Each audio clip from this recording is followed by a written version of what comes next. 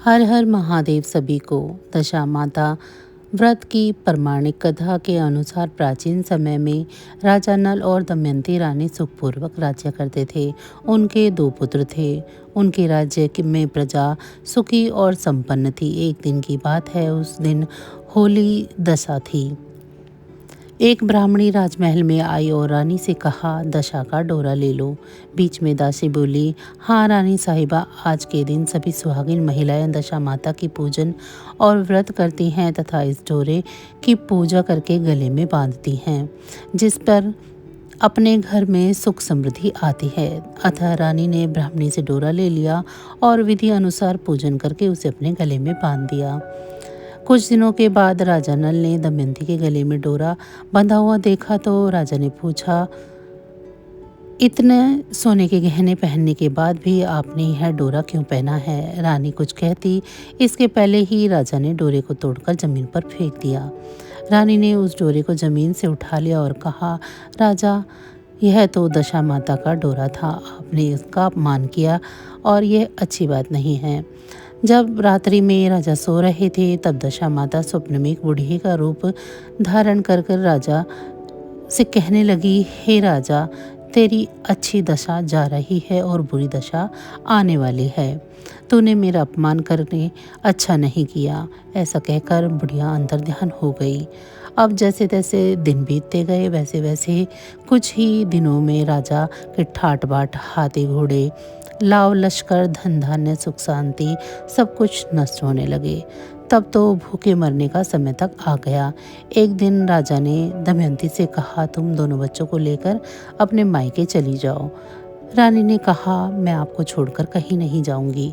जिस प्रकार आप रहेंगे उसी प्रकार मैं भी आपके साथ ही रहूंगी। तब राजा ने कहा, अपने देश को छोड़कर दूसरे देश में चलते हैं, वहाँ जो भी काम मिलेगा वही काम कर लेंगे। इस प्रकार नल और दमयंती अपने देश को छोड़कर दूसरे देश चल दिए। चलते चलते रास्ते में भील राजा का महल दिखाई दिया। वहाँ राजा ने अपने दोनों बच्चों को अमानत के तौर पर छोड़ दिया। आगे चले तो रास्ते में राजा के मित्र का गांव आया। राजा ने रानी से कहा, चलो हमारे मित्र के घर चलें। मित्र के घर पहुंचने पर उनका खूब आदर सत्कार हुआ और पकवान बनाकर भोजन कराया गया। मित्र ने अपने शयन कक्ष में उन्हें सुलाया। उसी कमरे में मोर की आकृति के खूंटी पर मित्र की पत्नी का हीरो जड़ा कीमती हार टंगा था। मध्य रात्रि में रानी की नींद खुली तो उसने देखा कि वह बेजान खोटी हार को निगल रही थी। यह देखकर रानी ने तुरंत राजा को जगाकर दिखाया और दोनों ने विचार किया कि सुबह होने पर मित्र के पूछने पर वे क्या जवाब देंगे। अतः यहाँ से इसी समय चले जाना चाहिए। राजा रानी दोनों रात्रि में ही वहाँ से चल दिए। सुबह होने पर मित्र की पत्नी ने खूंटी पर अपना हार देखा। हार वहाँ नहीं था।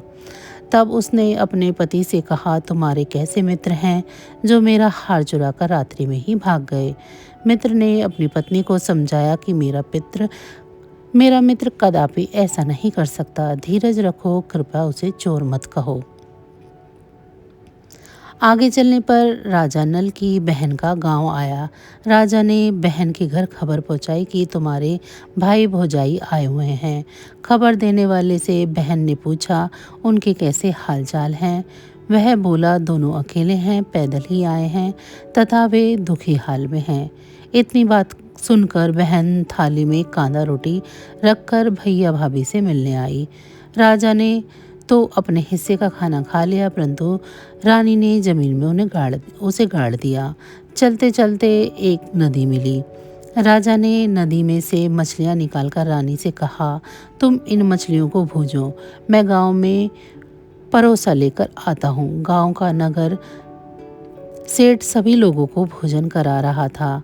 राजा गांव में गया और परोसा लेकर वहां से चला तो रास्ते में चील ने झपट्टा मारा और सारा भोजन नीचे गिर गया।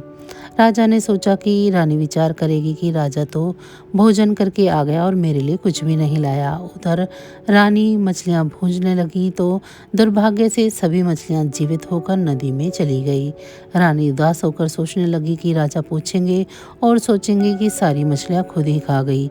जब राजा आए तो मन ही मन समझ गए और वहां से आगे चल दिए। चलते चलते रानी के मायके का गांव आया। राजा ने कहा, तुम अपने मायके चली जाओ, वहाँ दासी का कोई भी काम कर लेना, मैं इसी गांव में कहीं नौकर हो जाऊंगा। इस प्रकार रानी महल में दासी का काम करने लगी और राजा तेली के घाने पर काम करने लगा। दोनों को काम करते हुए बहुत समय हो गया था। जब होली दशा का दिन आया तब सभी रानियों ने सिर धोकर स्नान किया। दासी ने भी स्नान किया। दासी ने रानियों का सिर गूथा तो राजमाता ने कहा, मैं तेरा भी सिर गूथ दूं। यह कहकर राजमाता जब दासी का सिर गूथ रही थी तब उन्होंने दासी के सिर पर पन देखा। यह देखकर राजमाता की आंखें भर आई और उनकी आंखों में आंसू की बूंदें गिरी। आंसू जब दासी की पीठ पर गिरी तो दासी ने पूछा, आप क्यों रो रही हैं? राजमाता ने कहा, तेरे जैसी मेरी भी एक बेटी है जिसके सिर पर पन बना था, तेरे सिर पर भी पन है। यह देखकर मुझे उसकी याद आ गई। तब दासी ने कहा, मैं ही आपकी बेटी हूँ। दशा माता के कोप से मेरे बुरे हाल चल रहे हैं, इसीलिए यहाँ चली आई। माता ने कहा, बेटी तूने यह बात हमसे क्यों छुपाई? दासी ने कहा, माँ मैं सब कुछ बता देती पर मैं सब कुछ बता देती मेरे बुरे दिन नहीं कटते। आज मैं दशा माता का व्रत करूंगी और उनसे गलती की क्षमा याचना करूंगी। अब तो राजमाता ने बेटी से पूछा, हमारे जवाई राजा कहाँ हैं? बेटी बोली, वे इसी गांव में किसी तेली के यहाँ काम कर रहे हैं। तब गांव में उनकी खोज कराई गई और उन्हें महल में लेकर आया गया। जमाई राजा को स्नान कराया गया, नए वस्त्र पहनाए और पकवान बनाकर उन्हें भोजन बनाया खिलाया गया। अब दशा माता के आशीर्वाद से राजा नल और दमयंती के अच्छे दिन लौट आए। कुछ दिनों वहाँ बिताने के बाद वे अपने राज्य जाने के लिए कहने लगे। दमयंती के पिता ने खूब सारा धन, लाव लश्कर, हाथी घोड़े आदि देकर बेटी जमाई को विदा किया। रास्ते में वे उसी जगह पर आ गए जहाँ रानी ने मछलियों को भूना था और राजा के हाथ से चील ने झपट्टा मारकर जो भोजन जमीन पर गिराया था। तब राजा ने कहा, तुमने सोचा होगा कि मैंने अकेले ही भोजन कर लिया है, परंतु चील ने झपट्टा मारकर भोजन को गिरा दिया था। तब रानी ने कहा, आपने भी सोचा होगा कि मैंने मछलियां भूनकर अकेले खा ली होंगी, परंतु वे भी जीवित होकर नदी में चली गई थी। चलते चलते अब राजा की बहन का गाँव आया। राजा ने बहन के यहाँ खबर भेजी। खबर देने वाले से पूछा कि उनके क्या हाल चाल हैं, वे कैसे हैं? तो उसने बताया कि वह बहुत ही अच्छी दशा में हैं, उनके साथ हाथी घोड़े लाव लश्कर हैं। यह सुनकर राजा की बहन मोतियों का थाल सजा कर लाई। तभी दमयंती ने धरती माता से प्रार्थना की और कहा, माँ आज मेरी अमानत वापस मुझे दे दो। यह कहकर उस जगह को खोदा तो जहाँ कांदा रोटी गाड़ी थी, खोदने पर रोटी तो सोने की और कांदा चांदी का हो गया। ये दोनों चीजें बहन की थाली में डाल दी। अब आगे चलने लगे तो वहां से चलकर राजा अपने मित्र के घर पहुंचे। मित्र ने उनका पहले से भी खूब ज़्यादा सम्मान और आदर किया और सत्कार किया। रात्रि विश्राम के लिए उसी शयन कक्ष में सुलाया। मोरनी वाली खूंटी के हार निकल जाने वाली बात से उन्हें नींद नहीं आई। आधी रात के समय वह मोरनी वाली खूंटी हार उगलने लगी तो राजा ने अपने मित्र को जगाया और रानी ने मित्र की पत्नी को जगाकर दिखाया। आपका हार तो इसने निगल लिया था, आपने सोचा होगा कि हार हमने चुराया है। दूसरे दिन प्रातःकाल नित्यक्रम से निपट कर वे वहाँ से चल दिए। वे भील राजा के वहाँ पहुँचे और अपने पुत्रों को मांगा तो भील राजा ने उन्हें देने से मना कर दिया।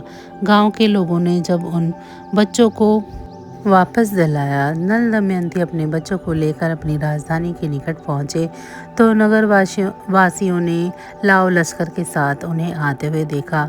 सभी ने बहुत ही प्रसन्न होकर उनका स्वागत किया तथा गाजे बाजे के साथ उन्हें महल पहुंचाया। राजा का पहले जैसा ठाट बाट हो गया। राजा नल दमयंती पर दशा माता ने पहले कोप किया ऐसे किसी पर मत करना, और बाद में जैसी कृपा करी वैसी कृपा सब पर करना।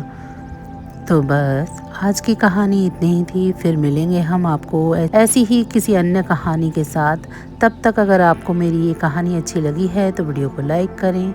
चैनल को अभी तक सब्सक्राइब नहीं किया है तो चैनल को सब्सक्राइब कर लें। इसी के साथ भगवान भोलेनाथ की कृपा दृष्टि आप सभी पर सदैव बनी रहे। आप सभी का बहुत बहुत धन्यवाद। नमः शिवाय।